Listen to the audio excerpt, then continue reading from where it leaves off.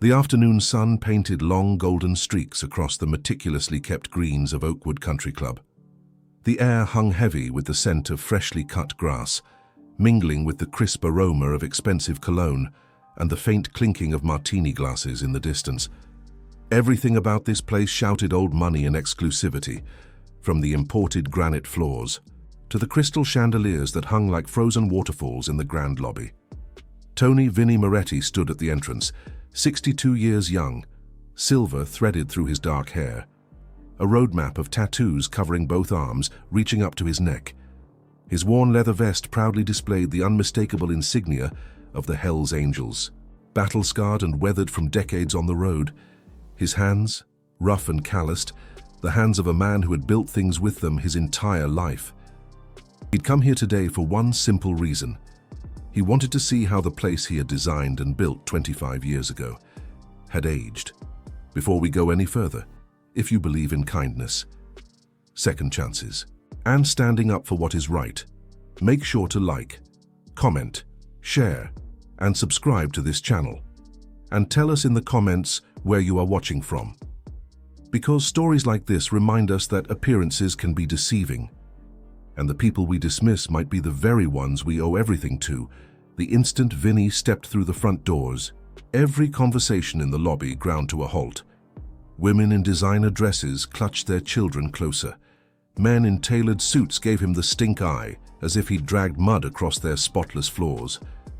The receptionist, a young woman in her 20s with perfectly coiffed hair and a permanently frozen smile, practically leapt from her desk, panic flashing in her eyes. "Excuse me, sir," she said, her voice barely a whisper. "This is a private club and members only." Vinnie smiled calmly. "I'm aware.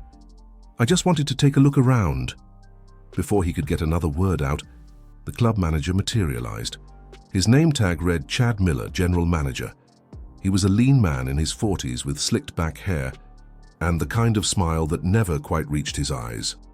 "Sir, I'm going to have to ask you to leave immediately," Chad announced, loud enough for everyone in the lobby to hear. "This is a respectable establishment. We have standards. And frankly, your kind isn't welcome here." "My kind?" Vinnie repeated, his voice steady as a rock. Chad gave him the once-over with barely concealed disgust. "Bikers, thugs, whatever you want to call yourselves. This club has a dress code and a reputation to maintain.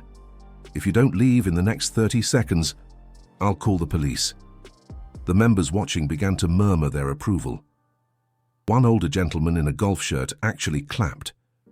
A woman in pearls shook her head and said, just loud enough to be overheard, "Some people." Vinnie stood there, completely unfazed, as if he'd anticipated this exact reaction.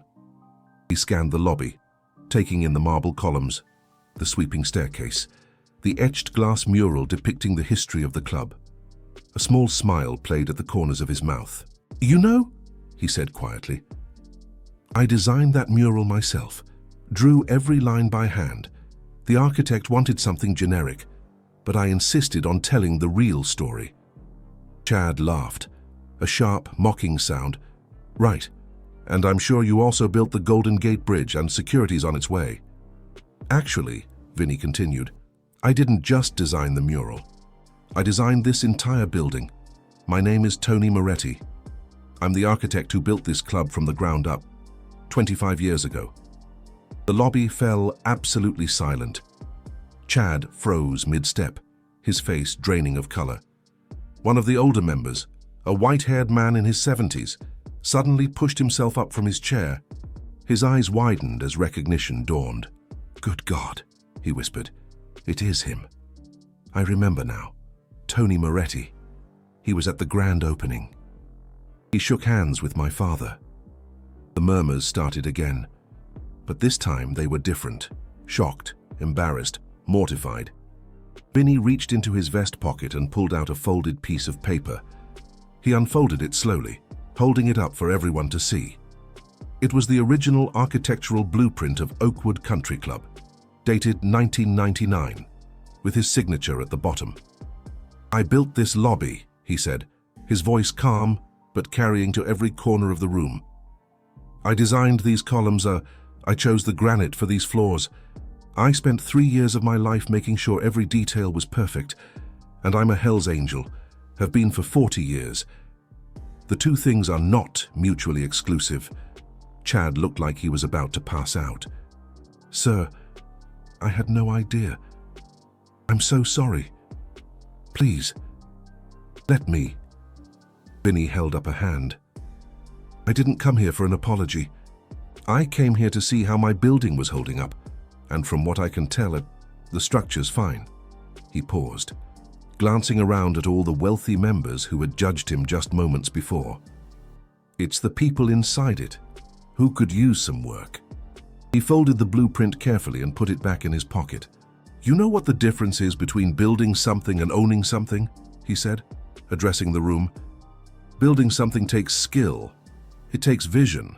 It takes years of hard work. Owning something just takes money. Anyone with a checkbook can be a member of this club, but only one person alive could have built it, and you just threw him out because of his tattoos.